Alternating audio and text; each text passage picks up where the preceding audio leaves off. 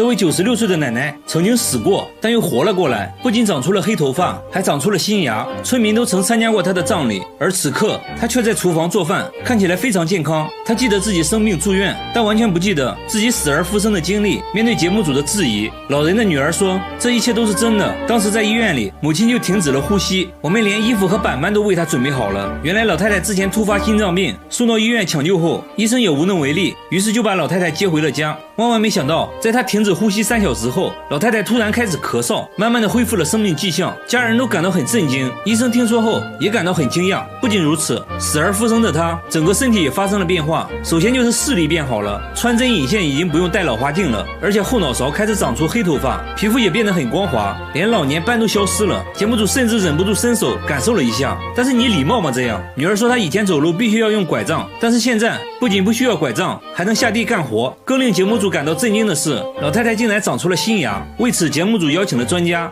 看到后大跌眼镜，是真的大跌眼镜。 치아가 새로 나오는 건 분명히 맞습니다. 95세 나이에 또 이가 나온다는 건. 虽然好像很难解释这种现象，但是看到老太太健健康康的，一家人都很开心。那最后就祝她永远健康快乐吧。和老太太一样死而复生的，还有下面这只狗狗。 这是一只从坟墓里爬出来的狗，在它死后的第5天，自己一瘸一拐地爬回了家。主人看到它回来，头发都炸起来了，而且旺财后腿受了严重的伤，只能用前腿爬行。这一切要从5天前说起。那天主人在田里干活，旺财在马路上溜达，一个没注意就被过往的车碾压了。当主人赶过来的时候，旺财已经奄奄一息。没一会儿，旺财就闭上了眼睛，停止了呼吸。主人非常伤心，然后邻居帮忙把旺财埋在了山上。但就在5天后，主人在院子里突然听到一声熟悉的狗叫。 刚开始她以为自己幻听了，没太在意，但随后她老公也听到了狗叫声，于是他们朝声音的方向搜寻，最后在房子附近的沟里发现了旺财。主人感到很不可思议，邻居也很内疚，毕竟是自己误以为旺财死了，才帮忙埋起来的。此时旺财的身体情况很差，宠物医生对他进行了全面检查，发现旺财后腿已经粉碎性骨折了。那么这种情况下，他是如何从半米深的坑里爬出来的？为此，节目组邀请了动物行为专家，专家分析后说，当时掩埋旺财的土壤颗粒很大，还混合着很多杂草，使得空气能够流通，这很利于他爬出坟墓。破土而出的旺财就这样沿着回家的路一点点爬行，最后爬到了家附近的沟里。沟里面的水帮助他生存了4天，最终被主人在这里发现。随后，医生给旺财做了骨折手术，手术很成功，骨头都恢复了原位。那就希望旺财早日康复。勇敢狗狗不怕困难，他们都是经历过死亡的。而下面这位是每天都会神秘消失。这个男人说他妈妈每天晚上都会神秘消失，于是节目组趁白天赶紧去见了他妈妈。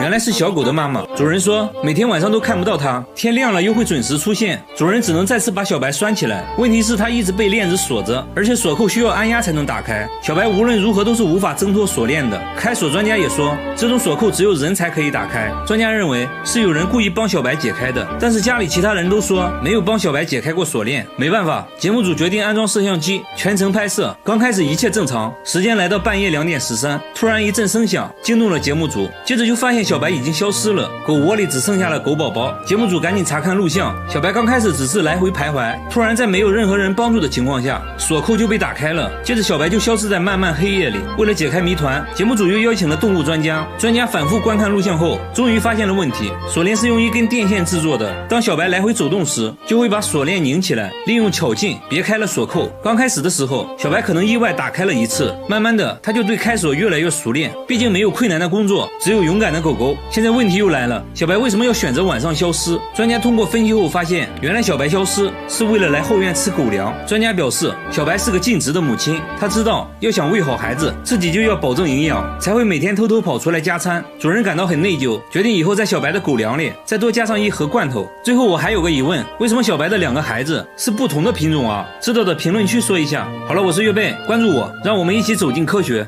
每到深夜，他家卧室的床头就会传来一种诡异的声音，仔细听。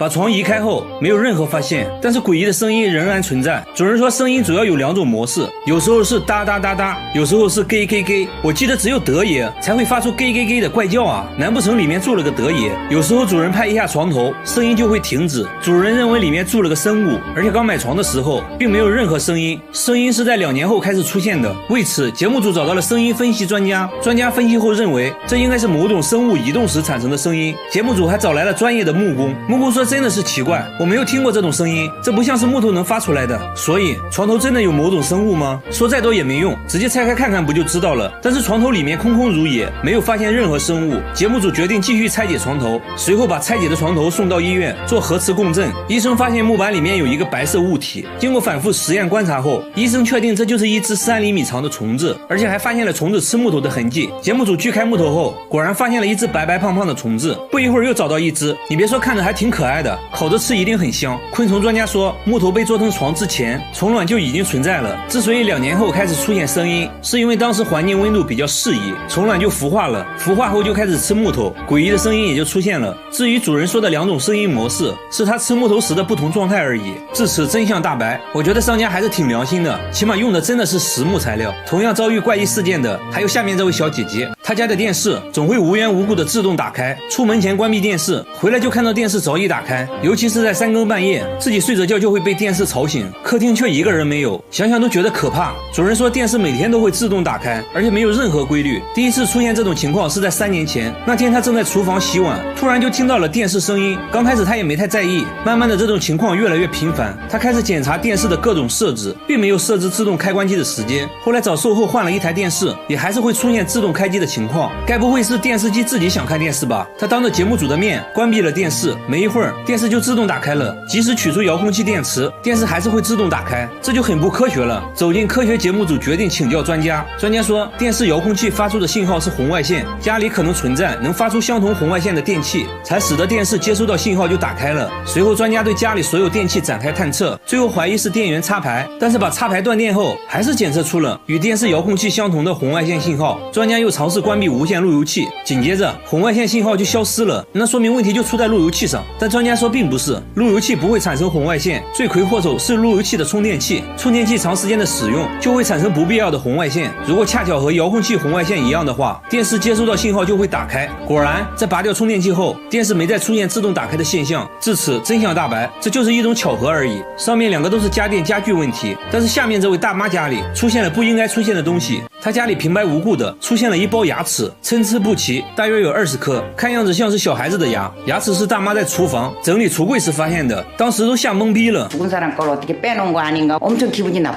牙医说这些都是小孩的乳牙，一个人平均就有20颗，看形状分析应该是同一个人的。节目组把牙医的分析结果告诉了他们。大叔讲话了，这都不重要，重要的是我们根本就没有孩子，牙齿为什么会出现在自己家里，而且最近也没有人来过。大叔猜测牙齿来自食品包装，因为他家的食品买来就放在橱柜里，牙齿也是在橱柜发现的。但随后节目组发现了蹊跷，他家日历上10号这天标注了行程是去看牙医，那会不会是大妈看牙医的时候带回来的，自己却忘记了？大妈一口否认， 아니에요. 남의 치아를 왜 가져옵니까? 节目组也不确定大妈有没有健忘症，为了排除这种可能，节目组来到大妈的牙医诊所咨询，医生表示来这看牙的儿童很少，所以不认为乳牙来自他们诊所。节目组还调取了诊所录像，发现大妈确实没拿诊所任何的东西。那牙齿到底是从哪里来的？和大妈聊天中得知，这个房子是他们买的2手房，搬进来还不到1年。节目组瞬间醍醐灌顶，那会不会是之前户主孩子的牙齿？为此，节目组通过房产中介联系上了前房主，对方说乳牙就是自己孩子的，当时搬家忘记拿了。至此真相大白，一切又是虚惊一场。好了，我是岳贝，关注我，每天一个迷惑行为大赏。大叔天天擦玻璃，却怎么都擦不干净，也不是爱干净，是因为最近换了窗户后，玻璃上就凭空出现了一个奇怪纹路，纹路非常清晰，看着就像一个巨大的指纹，怎么擦都擦不掉。即使换了窗户，这指纹仍会重新出现，因为大叔的房子在深山里，难不成真的有什么不明生物偷偷留下的吗？装个监控看看吧。一夜过去了，怪物没出现，却出现了更怪的事，指纹凭空消失了。大叔却并不惊讶，说之前也发生过这种情况，只要是晴天，指纹就会消失，反之阴天指纹就会很明显。大叔说再等等吧。来到傍晚，这指纹果然准时出现，有人怀疑是傍晚室内外温差变大，从而在玻璃上出现的冷凝现象，但这东西根本擦不掉，而且只出现在这一块窗户上，所以不可能是冷凝现象。那现在怎么办呢？大家去找卖家咨询，卖家说了一些有的没的，一副不耐烦的表情，最后说可能是厂家用吸盘搬运玻璃中留下的痕迹。大家又来到玻璃厂家，果然就看到了这种搬运玻璃的专用吸盘，吸盘也确实会在玻璃上留下痕迹，但这种痕迹是能擦掉的，跟大叔家的根本不一样。就在大家一筹莫展之际，瑕疵品玻璃的存放方式引起了大家的注意，上面出现的纹路和家里指纹不能说是很像，只能说是一模一样。厂长解释说，刚生产出来的玻璃很热，需要在下面垫上一层厚厚的油脂。大家隐隐感觉这层油脂可能就是谜团的关键，带着油脂找到专家，专家分析半天，又说了一大堆我听不懂的。总之结论就是，玻璃上的纹路还真是油脂印上去的。刚开始纹路还是能擦掉的，但一些瑕疵品玻璃在露天环境中存放时间一长，这纹路就会深深印在玻璃上，是很难擦掉的。工厂为了利益最大化，会把这种超大的瑕疵品玻璃做成小一点的窗户玻璃。恰巧大叔买的窗户玻璃就是用这种瑕疵品做的，于是就出现了这种怪现象。至于这纹路在晴天时消失，是由于温度升高导致的。知道了怎么回事，这下不用再换玻璃了。每到深夜，健身器材上就会吊着一个怪东西，来回摇晃，看着像人，但又看不出腿在哪。大家决定白天再来，白天就看到一位大妈倒挂在上面，一动不动。小哥壮着胆子上前查看，大妈一句安宁哈撒哟，吓得小哥连连后退。大妈说自己在锻炼而已，问他多大年纪了，大妈说也没很大，今年72，每天都要倒立5个小时，说这种倒挂方式能锻炼全身，说着就展示了一遍，动作行云流水，这把旁边的大妈都看傻了。小哥欠欠地问，有没有尝试过这种锻炼方式？大妈露出了一副关怀智障的眼神。大家找来4个小伙子和他 PK， 小伙子们信誓旦旦，根本不把大妈放在眼里。比赛才过了1分钟，有人就双腿不停颤抖，很快败下阵来，另一个还可以，足足坚持了2分钟才缴械投降。只有大妈还在一动不动地挂着，显得十分轻松。剩下的2个小伙继续挑战，没过2分钟也放弃了。即使在家里，大妈也不会停止锻炼，就这样倒立看电视。一旁的老伴已经见怪不怪了，做菜吃饭也要时刻劈叉来锻炼柔韧度，甚至在他70岁的那年还得到了瑜伽教练的证书，真的是有够疯狂。大叔每天必须随身带一根木棍，时不时就要拿着木棍去厕所，不然就会生不如死。只见他不停地用木棍捅嗓子，导致呕吐不止。老伴满眼心疼，说严重的时候即使这样做也没用，这到底是在干啥呢？原来大叔饱受打嗝困扰，一天24小时不停打嗝，即使憋气憋到窒息都没有用，晚上都没办法睡觉，头发都掉光了，甚至还得了高血压。他尝试了很多方法，比如躺着喝水，一直口含柠檬，但都无济于事。去过很多医院，也没有找到具体原因。有时候实在忍不了了，他会拿出一根木棍捅到喉咙里催吐，这样会让他好受一些。大叔说这种情况是6年前开始的，当时母亲刚去世，对他打击很大，甚至患上了抑郁症。打嗝从那时就莫名其妙的开始了。为了帮助他，大家带他来到了大医院，经过内窥镜仔细检查，除了有一点胃炎外，看起来确实没什么问题。然后又推他去照 CT， 片子看了半天，终于发现了问题，脑膜中有一部分变得很大，压迫到了神经，继而刺激到了横膈膜，使得横膈膜异常收缩，导致不断打嗝。变大的这一部分，医生猜测可能是良性肿瘤之类的，有一种药可以抑制它的生长。大叔的病是可以治好的。听到这个消息，大叔激动地哭了起来。1个月后，他向节目组打来电话，说自己已经6天没有打嗝了，精神面貌也远超过去，成了一个正常人。他的眼睛会喷水，倒上一杯汽水，直接用鼻子喝，喝完捏住鼻子掰开眼皮，只听吱的一声，一道细水柱从眼角喷了出来，喷出了2米远，足足持续了5分钟。这还没完，他又拿出一个气球塞进耳朵，捏住鼻子后，气球竟然一点点的变大，耳朵直接成了打气筒，不一会就把气球吹爆了。接下来他又表演了其他几个绝活，都是在眼睛射水基础上延伸出来的。他说做这些就是为了好玩。之前看了一个狗血韩剧，非常感人，但很奇怪，看着看着家里的天花板突然开始漏水，但外面并没有下雨啊。原来不是天花板漏水，是自己的眼泪喷出来了。这才知道自己还有这种绝技。从此他开始不断挑战自己，从刚开始喷得很短，慢慢到现在能喷2米远。现在他还要做个更大的挑战，用眼睛喷水灭蜡烛。结果喷出来的水流太小，没有成功，对着镜子左看右看，不应该呀。接着打了几个喷嚏疏通鼻腔，又试了几次还是不行。原来小哥是感冒了，他表示等自己好了会继续挑战。听说世界纪录能喷4米，自己准备刷新下。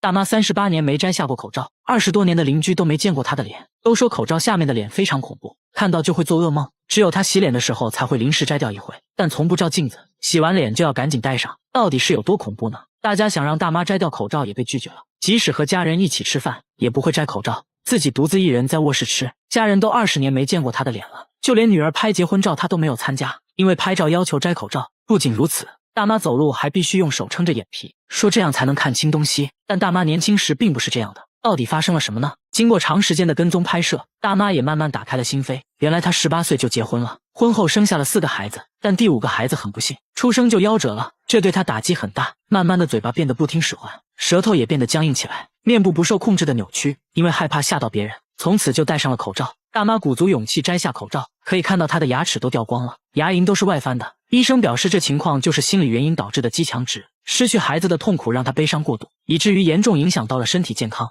医生制定了详细的康复规划，相信大妈的症状会慢慢得到改善。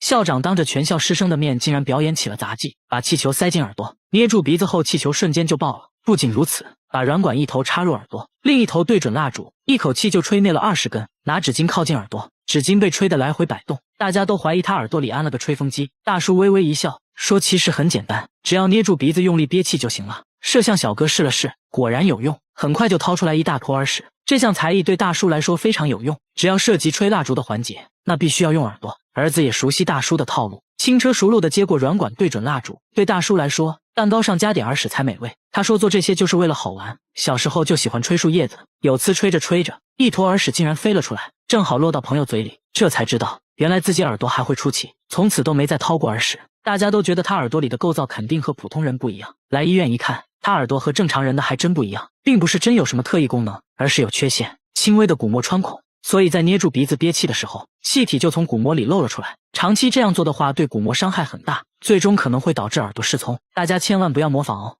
医生正在给儿童玩具做 CT 检查，因为这玩具实在太怪，每到深夜就会频频传来怪叫，只要静静的听，就能听到咯吱咯吱的声音，像是有什么东西在抓。他有次还看到女儿半夜跟玩具对话，而且女儿有很多玩具，唯独偏爱这一个，这让他倍感不安。一个实木玩具怎么可能会叫呢？有时用力敲2下，他又会稍微消停一会，你就说怪不怪吧。不过凡事要讲科学，节目组用话筒录下了这个怪声音，找到声音分析专家，对录下来的声波进行了波长分析。专家说声波间隔都不一样，这声音很明显是一种有生命的东西发出来的，应该是某种生物移动时产生的声音。主人拿着玩具又找到一位木工，木工研究了半天，说自己也没有听过这种声音，不像是木头能发出来的，难不成玩具里真的有某种生物？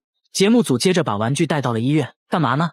上 CT 机，用科学战胜一切妖魔鬼怪。医生们也是第一次给玩具做 CT， 看了半天，终于看到一点点奇怪的地方。这个木头边框里面确实有东西啊！经过反复观察，医生确定这就是一只3厘米长的虫子，而且还发现了虫子吃木头的痕迹。锯开木头后，果然一头肥虫出现了，诡异声音就是虫子吃木头发出来的。看到这个东西，夫妻俩是想哭又想笑，原来都是他在搞鬼。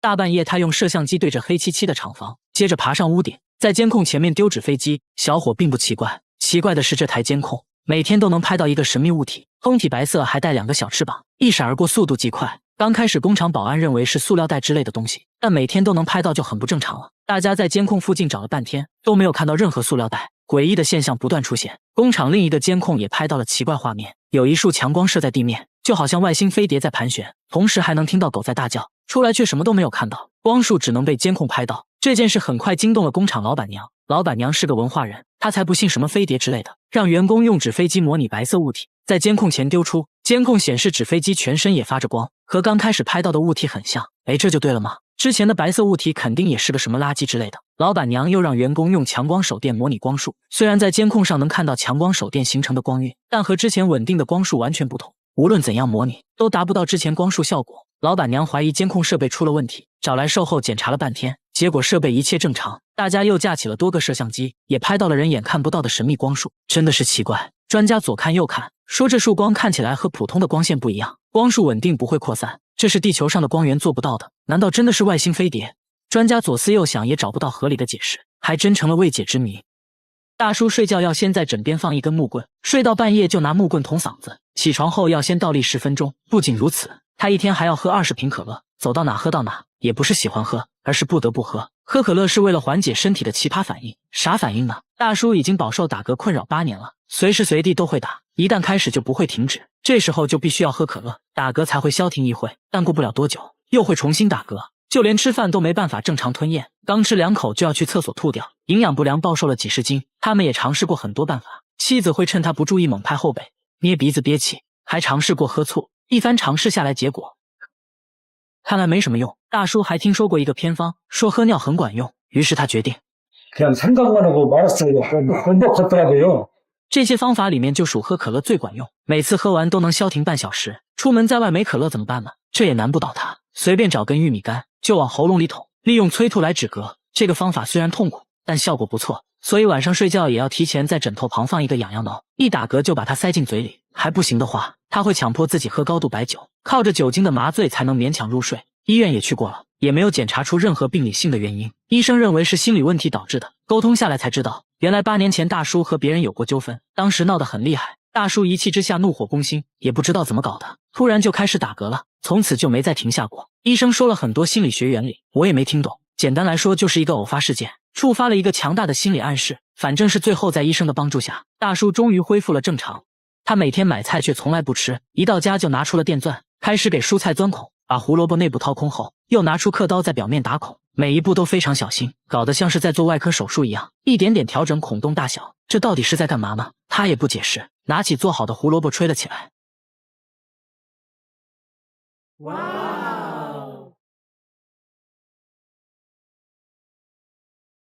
这真的还是胡萝卜吗？大家决定升级挑战，拿来了西瓜、鸡蛋和大葱。小哥轻蔑一笑，手起刀落间就把3样食材变成了乐器。